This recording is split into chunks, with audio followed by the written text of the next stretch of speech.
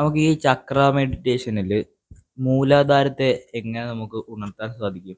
അതിന് കുറച്ച് ഉപയോഗങ്ങൾ എന്തൊക്കെയാണെന്ന് പറയാമോ? നമുക്ക് ഷഡാധാരങ്ങൾ അല്ലെങ്കിൽ 7 ആധാരങ്ങൾ ഏതൊക്കെ അറിയാമല്ലോ. മൂലാധാരം, സ്വാധിഷ്ഠാനം, മണിപൂരകം, അനാഹതം, വിശുദ്ധി, ആജ്ഞ, സഹസ്രാരം.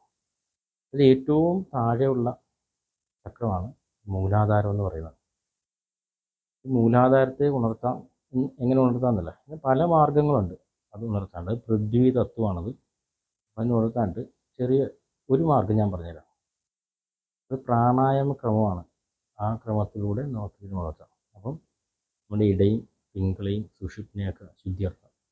അതായത് നാഡീശുദ്ധി നടത്തിയതിന് ശേഷം 2 മൂക്കിൽ കൂടെയും നമ്മൾ വായു ഉള്ളിലേക്കെടുത്ത് കുമ്പിച്ച് അതിനെ മൂലാധാരത്തിൽ കൊണ്ട് ഇടിപ്പിച്ച് അവിടെ നിന്ന് ആ എനർജിയെ പുറത്തേക്ക് കൊണ്ടുവരാം.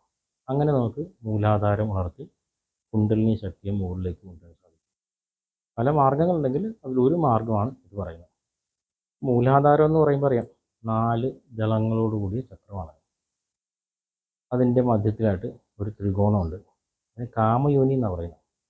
അതിൻ്റെ 3 അഗ്രങ്ങളിൽ ഇച്ഛാശക്തി, ജ്ഞാനശക്തി, ക്രിയാശക്തി.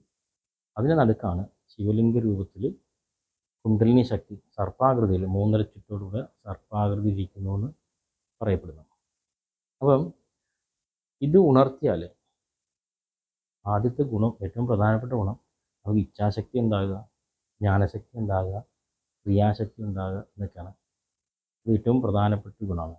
2 ഭയങ്കരമായ ആത്മബലം ഉണ്ടാകുക. 3 നമ്മളിലേക്ക് ഭയങ്കരമായ ആകർഷണത്വം ഉണ്ടാകുക. ഇതെല്ലാം കുണ്ടലിനി ഉണർന്നതോടുകൂടി ഉണ്ടാകും. ഇച്ഛാശക്തി, ജ്ഞാനശക്തിയും ക്രിയാശക്തിയും ഉണ്ടായാൽ തന്നെ ഒരു വ്യക്തി എല്ലാ കാര്യത്തിലും വിജയിച്ചു എന്ന് തന്നെ പറയാം. നമ്മുടെ ലളിതാ സഹസ്രനാമത്തിൽ പറയുന്നത് ഇച്ഛാശക്തി, ജ്ഞാനശക്തിയും ക്രിയാശക്തിയും. അത് അറിയാവുന്നവർക്ക് അറിയാം. അപ്പോൾ അപാരമായ കഴിവാണ് ഈ മൂലാധാരം ഉണർത്തുന്നതിലൂടെ സാധിക്കുന്നത്. അതിലൊരു മാർഗ്ഗമാണ് ഇപ്പം ഞാൻ പറഞ്ഞത്. അതിൻ്റെ ഒരു ഗുണമാണ് ഈ പറഞ്ഞത്. മറ്റ് പല മാർഗ്ഗങ്ങളുണ്ട് ഇത് ഉണർത്തുന്നതിന്. അത് ചക്ര മെഡിറ്റേഷൻ്റെ ക്ലാസ് നിങ്ങൾ വിശദമായിട്ട് അത് അറ്റൻഡ് ചെയ്ത് കഴിഞ്ഞാൽ നമുക്ക് കൃത്യമായ കാര്യങ്ങൾ മനസ്സിലാക്കാൻ പറ്റും. നന്ദി, നമസ്തേ.